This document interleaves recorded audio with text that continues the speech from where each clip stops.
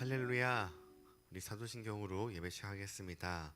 전능하사 천지를 만드신 하나님 아버지를 내가 믿사오며 그 외아들 우리 주 예수 그리스도를 믿사오니 이는 성령으로 잉타하사 동정녀 마리아에게 나시고 본디오 빌라도에게 고난을 받으사 십자가에 못 박혀 죽으시고 장사한 지 사흘 만에 죽은 자 가운데서 다시 살아나시며 하늘에 오르사 전능하신 하나님 우편에 앉아 계시다가 저희로서 산 자와 죽은 자를 심판하러 오시리라. 성령을 믿사오며 거룩한 교회와 성도가 서로 교통하는 것과 죄를 사하여 주시는 것과 몸이 다시 사는 것과 영원히 사는 것을 믿사옵나이다. 아멘. 하나님 감사합니다. 하나님 오늘도 이 새벽에 하나님의 말씀과 기도로 하루를 시작하게 하시며 감사합니다.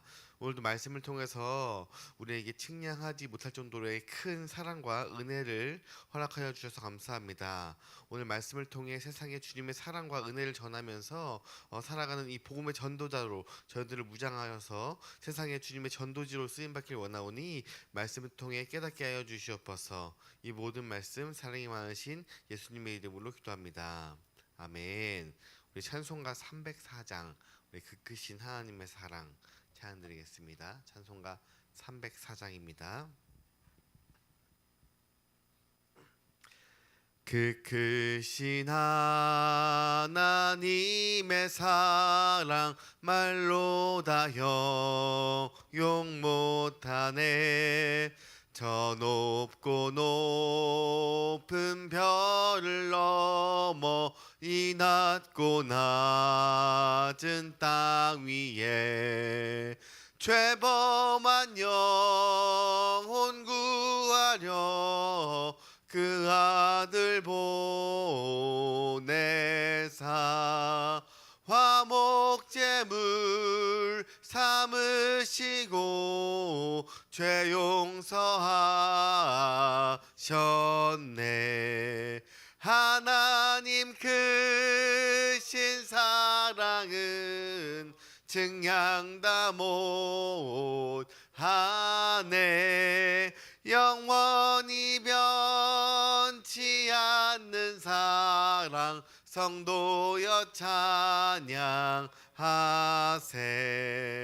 괴로운 시절 지나가고 땅 위에 영화쇠할 때 주 믿지 않던 영혼들은 큰 소리 외쳐 울어도 주 믿는 성도들에게 큰 사랑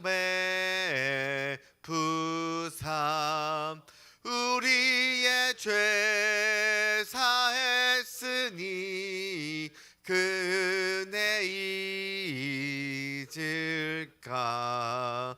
하나님 크신 사랑은 증량다 못하네. 영원히 변치 않는 사랑 성도여 찬양하세. 하늘을 두루마리 삼고 바다를 먹물 삼아도 한없는 하나님의 사랑 다 기록할 수 없겠네. 하나님의 크신 사랑 그 어찌 닿았을까. 저 하늘 높이 쌓아도 채우지 못하리. 하나님 크신 사랑은 증량다 못하네. 영원히 변치 않는 사랑 성도여 찬양하세. 아멘. 오늘 함께 나눌 말씀은 로마서 7장의 말씀 나눌 텐데요. 함께 읽기는 1절부터 12절까지 말씀 한 절씩 교독하시고 12절은 합독하도록 하시겠습니다. 제가 먼저 1절 읽겠습니다. 형제들아, 내가 법 아는 자들에게 말하노니 너희는 그 법이 사람이 살 동안만 그를 주관하는 줄을 알지 못하느냐.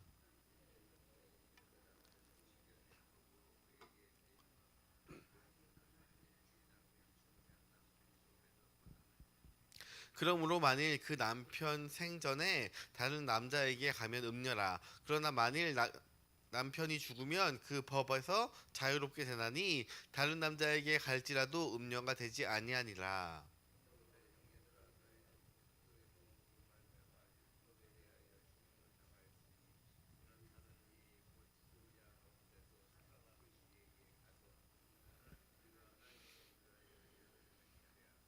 우리가 육신에 있을 때에는 율법으로 말미암는 죄의 정욕이 우리 시체 중에 역사하여 우리로 사망을 위하여 열매를 맺게 하였더니,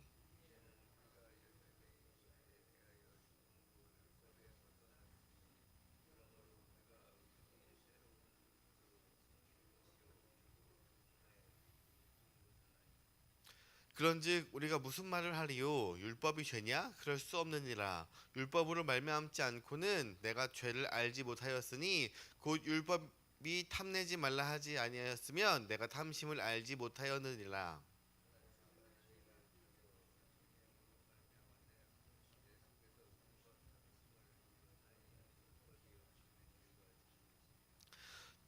전에 율법을 깨닫지 못하였을 때에는 내가 살았더니 계명이 이름에 죄는 살아나고 나는 죽었도다.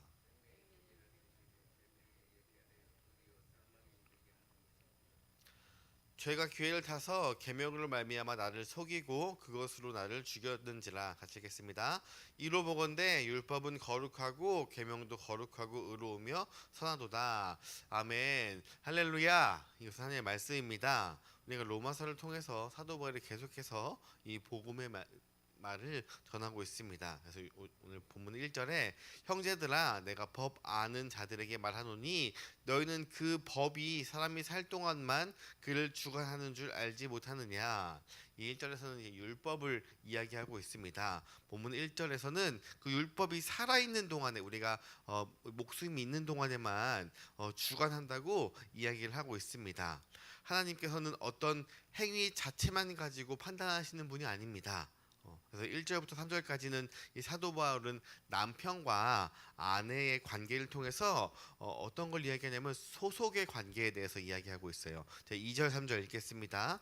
남편이 있는 여인이 그 남편 생전에는 법으로 그에게 매인바 되나 만일 그 남편이 죽으면 남편의 법에서 벗어나느니라. 그러므로 만일 그 남편 생전에 다른 남자에게 가면 음녀라. 그러나 만일 그 남편이 죽으면 그 법에서 자유롭게 되나니 다른 남자에게 갈지라도 음녀가 되지 아니하느니라.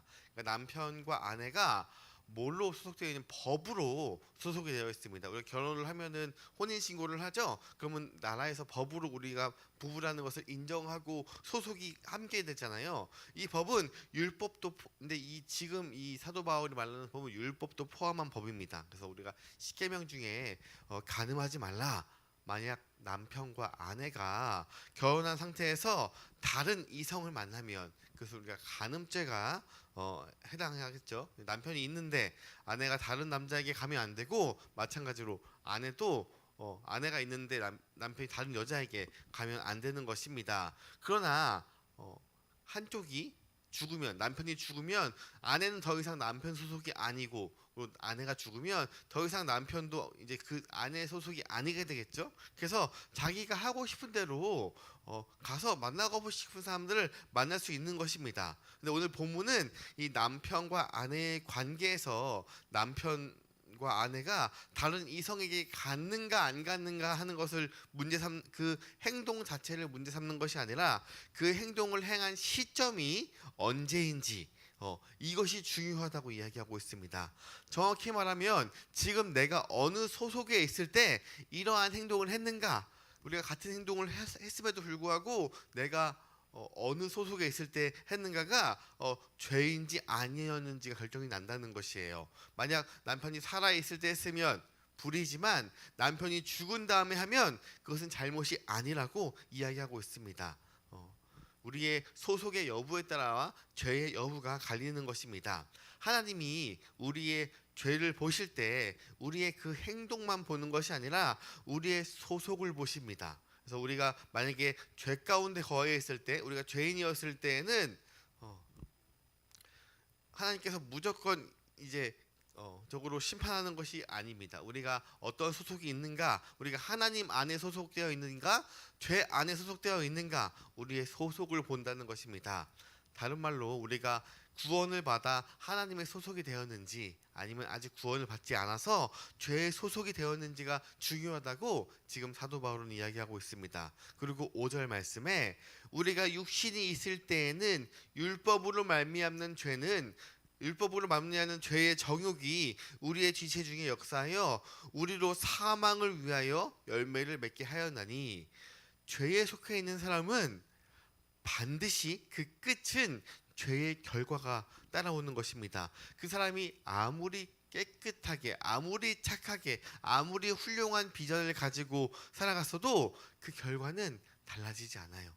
왜냐하면 그 소속이 죄에 소속된 이상 그 죄의 결과는 반드시 이 죄의 결과만 오는 것입니다. 그러나 본문 4절에 그러므로 내 형제들아 너희도 그리스도의 몸으로 말미암아 율법에 대하여 죽임을 당하였으니 이는 다르니 곧 죽은 자 가운데서 살아나신 이에게 가서 우리가 하나님을 위하여 열매를 맺게 하려 함이라.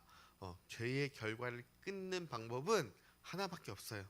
우리가 하나님께 속해야 하는 것입니다. 죄인인 우리를 위하여서 죄인은 나를 위해 예수 그리스도가 이 땅에 오셔서 내 죄를 대신하여서 죽으시고 다시 사신 것을 믿기만 하면 우리는 구원을 얻고 내 소속이 하나님의 소속이 되는 것입니다. 세상 사람들은 이 자기의 행동을 바꾸면 이 삶이 달라지고 그리고 내가 뭔가를 바꿀 수 있다고 생각을 합니다. 요즘 자기개발 그런 세미나나 아니면 그런 영상들을 보면 우리가 행동을 변화시키기 위해서는 습관을 변화시켜야 된다고 해요. 그리고 우리가 그 습관을 변화시키기 위해서는 먼저 생각을 바꿔야 한다고 합니다. 그러니까 우리가 생각이 바뀌면 습관이 바뀌고, 그러면 그 습관으로 하여금 내 행동이 바뀌고, 그리고 행동이 바뀌면 우리의 삶이 크게 달라질 수 있다고 이야기하고 있습니다. 인간의 기준, 인간의 생각으로는 어떠한 우리가 문제를 바꿈에 있어서 이러한 과정이면 바꿀 수 있을 것이라고 생각을 하고 언뜻 바뀌는 부분도 있습니다. 그러나 죄에 대해서는 전혀 다릅니다. 우리가 죄에 속한 자가 자기가 죄를 안 짓기 위하여서 생각을 바꾸고 습관을 바꾸고 행동을 바꾸어도 결국 죄인인 것이에요. 죄에 소속되어 있는 사람은 아무리 그렇게 해도 죄인인 것입니다. 인간이 변하려면, 죄인 가운데 변하려면 우리의 소속을 바꿔야 한다고 하나님은 말씀하십니다. 죄에 속했던 사람이 하나님에 속해야 되고, 불법에 속했던 사람이 의에 속해야 되고, 사단에게 속했던 사람이 바로 하나님께 속해야 한다고 이야기하는 거예요. 우리의 소속을 바꾸어야 우리가 변화될 수 있는 것입니다. 우리 주변 사람들 중에 어떠한 계기로 변화가 된 사람들이 있죠.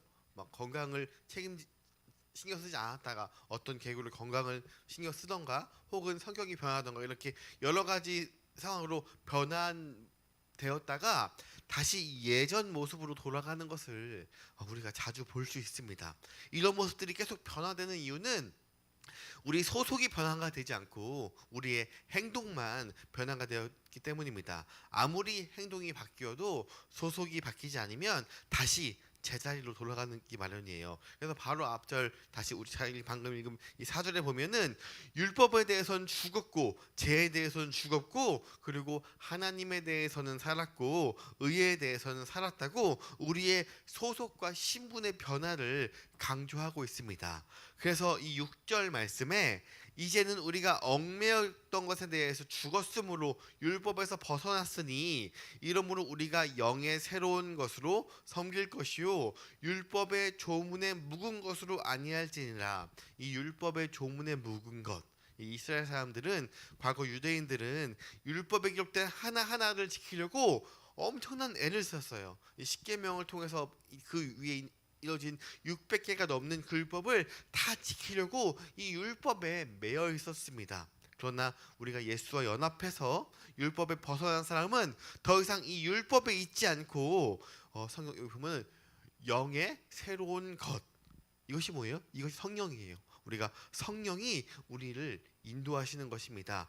예수 믿는 사람에게는 하나님이 그의 마음에 성령을 부어주십니다. 그래서 우리가 성령을 통해서 하나님께 속했다는 것을 알 수 있는 것입니다. 우리는 이미 구원받은 자들이기 때문에 하나님께 속한 자들입니다. 성도가 하나님께 속한 이상 하나님의 열매가 맺어지게 될 것이에요. 왜냐하면 우리의 소속이 선한 하나님의 소속으로 있기 때문인 것입니다. 사도 바울은 이 감정의 변화나 상황의 변화나 이런 것으로 바뀌는 것이 아닌 이 소속의 변화, 관계의 변화를 계속해서 강조하고 있습니다. 우리가 지금 수요예배를 통해서 계속 율법에 대해서 말씀을 듣고 있죠. 그래서 이 율법에 대해서 우리가 잘 알아야 되는데, 이 죄라는 것은 아주 교활해요.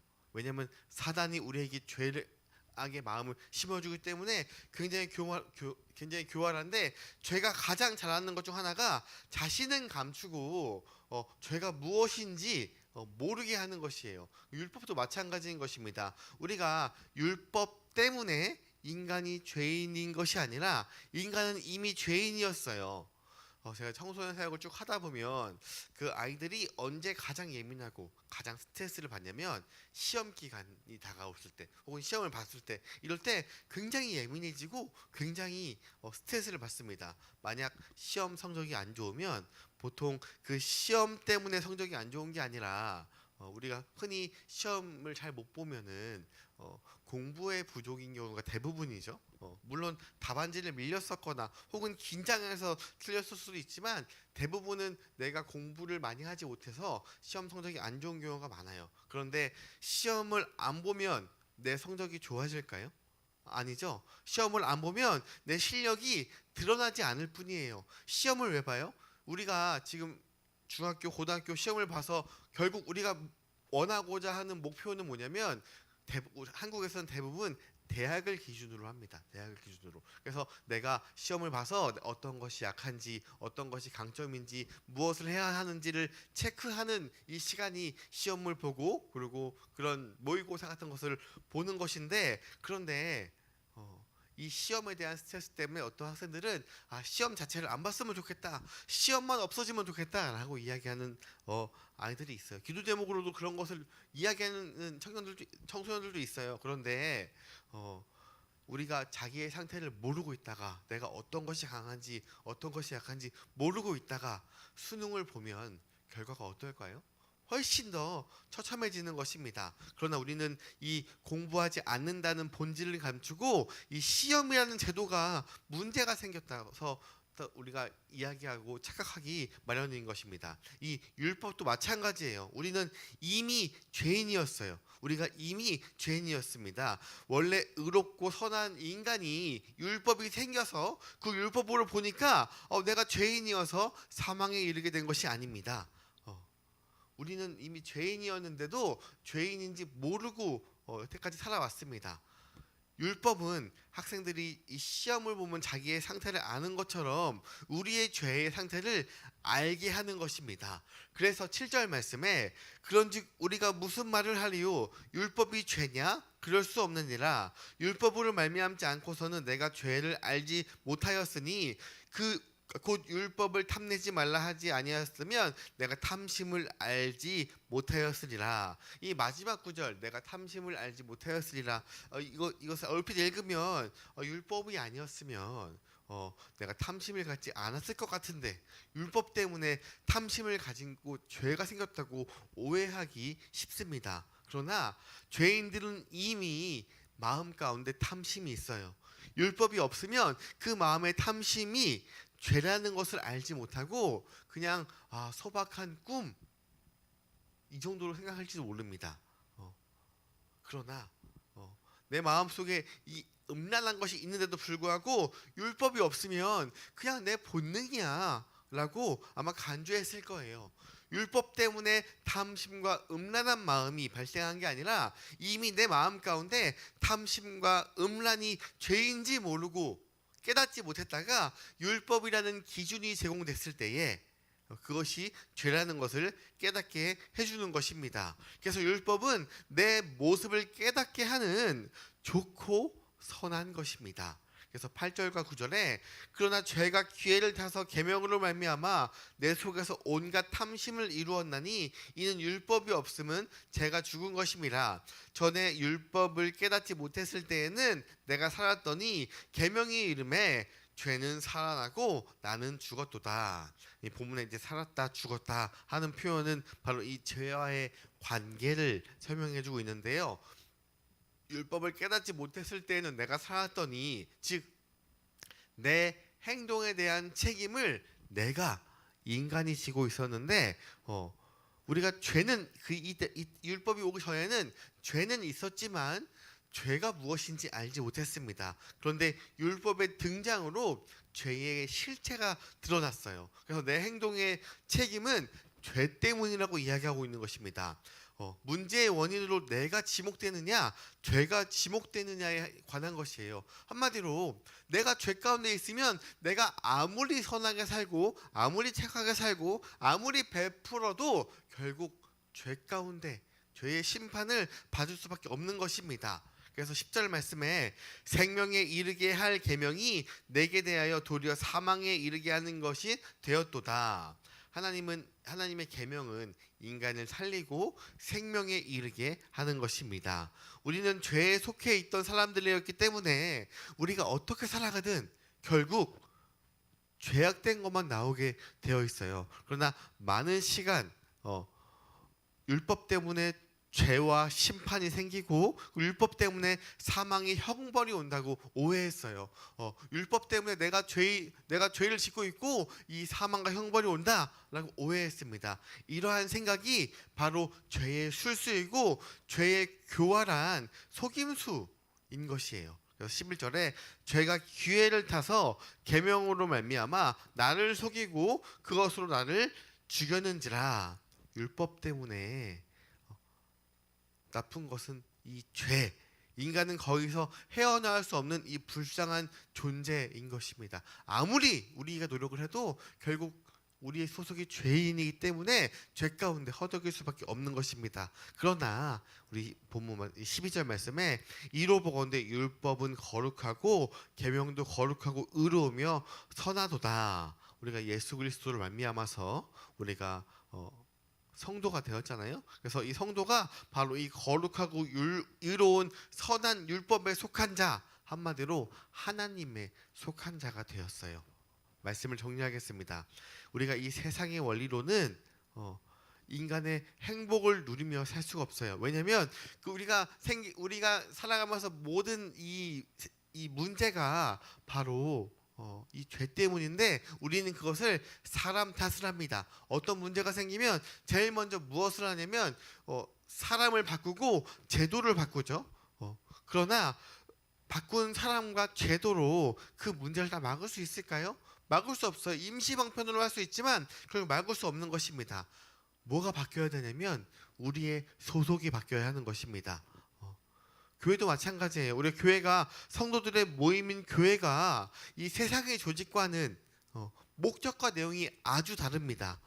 교회는 하나님의 기준, 하나님의 원리, 하나님의 가치가 있는 곳입니다. 그래서 세상 사람들은 교회도 하나님도 모르기 때문에 나를 통하여서 하나님의 기준 그리고 하나님의 원리를 이 세상에 가르쳐야 하는 것입니다. 왜냐하면 나는 더 이상 죄 가운데 있는 사람이 아니라 하나님께 속해 있는 사람이기 때문에.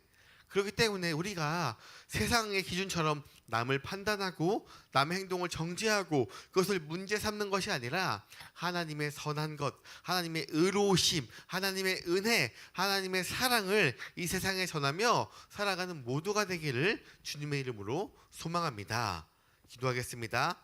하나님, 오늘도 우리가 살아가면서 우리의 소속이 우리는 이미 죄 가운데 거한 자가 아니라 하나님께 속한 자이기 때문에 하나님의 의의 열매, 하나님의 선한 열매가 나오길 소망합니다. 하나님, 그러나 내 안에 육신이 예전 것을 기억하기 때문에 자꾸 죄의 것이 나오고 죄의 생각이 나오고 죄의 행동이 나오지만 하나님, 그것으로 갇혀서 얽매이지 않고 하나님의 뜻, 하나님의 복음, 하나님의 구원을 전하며 살아가는 오늘 하루하루 될 수 있도록 주여 성령으로 함께해 주시옵소서. 하나님, 우리가 이 세상에서 살아가면서 하나님의 선한 것을 이루기 위해서 하나님의 말씀을 듣고 말씀을 채우고 말씀을 나아가오니 하나님, 오늘도 우리에게 말씀하여 주시옵소서. 하나님의 뜻대로 살아가길 소망하오며 이 모든 말씀 사랑이 많으신 예수님의 이름으로 기도합니다.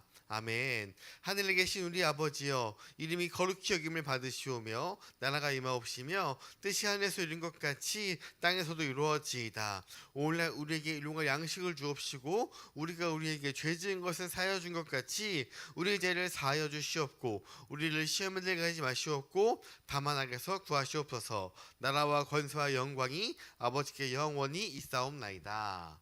아멘. 우리 여름 사역들 이제 여름 성경교가 진짜 이제 얼마 남지 않았는데 여름 사역들과 그리고 아픈 지체들을 위해서 계속해서 기도 부탁드립니다. 그리고 이제 우리가 8월 달이 지나가고 있는데 이제 한 달 뒤에 9월이 되면 우리가 또 이제 제자 대학을 개강하고 열린 전도 선포를 하고 나아가는데 이 부분을 위해서 우리가 우리 VIP들을 미리 선점해서 기도하고 나아가길 소망합니다.